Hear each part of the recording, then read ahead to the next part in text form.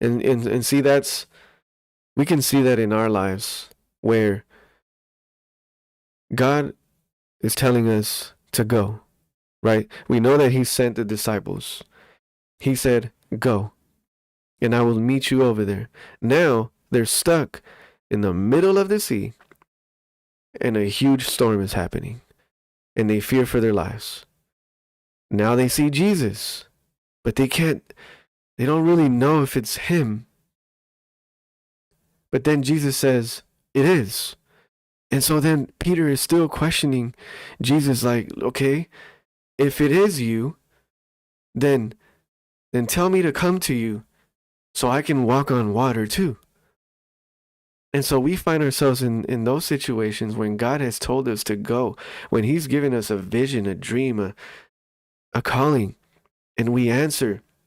And then all of a sudden, well, I thought this was you, God.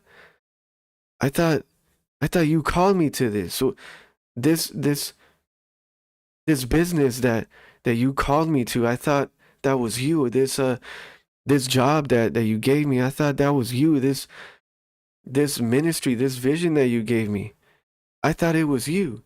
Because now there's a storm. There's everything in my life just seems to be going chaotic. Uh, in my finances, there's a storm. In my marriage, there's a storm. In my relationship with my children, it seems like everything's just out of control. But I thought you told me to go. And see, Jesus,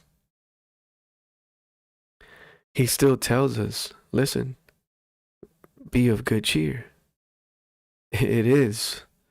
I did. I did say go. It is I. I am here in the middle of the storm with you. And we still ask, Lord, okay, so if it is you, all right, if you have called me to this, command me to come to you on the water. Show me. Give me a sign, Lord. Show me. And so Jesus has come. And so now Peter, look, listen. It says, when Peter had come down, verse 29, out of the boat, he walked on the water to go to Jesus. So Jesus, look, listen, he loves us so much that when we trust him, see, because there had to be trust. Okay, this is him. All right, he is here. Okay, so let me go to him. And see, when we come to him, God shows us miraculously in our life. He shows us, whether that was somebody providing for us for our rent to be paid, our mortgage, right? Maybe God delivered us from something that we're just like, it's simply God. He does a miraculous sign in our life to give us hope, to encourage us that I'm right here with you. You're walking on water. You're like, I don't know how my bills are being paid, but I'm walking on water. I don't know how I still have food on my table and light and warmth in the winter. It's like I'm walking on water.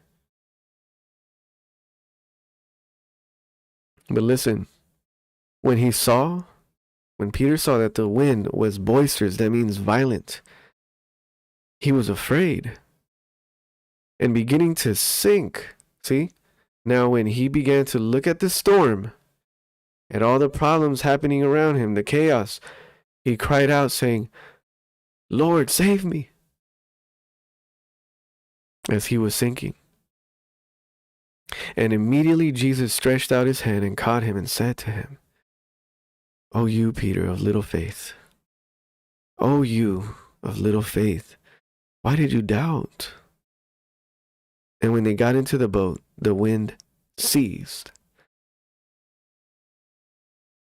So he commanded the wind and sea to obey him. Then those who were in the boat came and worshipped him, saying, Truly, you are the Son of God. Now listen. what was the purpose of all this? Because the miracles, the feeding of the 5,000 was just not enough for the disciples. But he allowed all this for a purpose,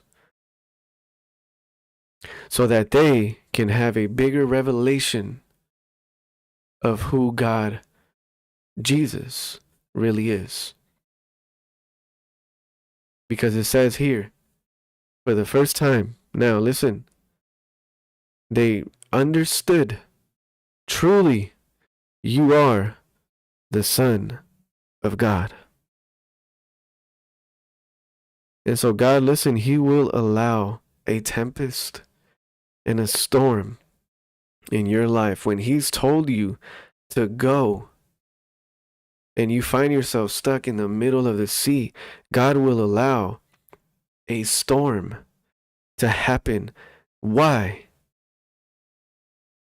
So that we can have a bigger revelation of who he is in our life, where we will fall down and worship him and say, truly, you are the Son of God. Because there's no way that I could have done that if it wasn't for you. There's no one that could have delivered me out of that but you. There's no one who could have brought this breakthrough but you, Jesus. Amen.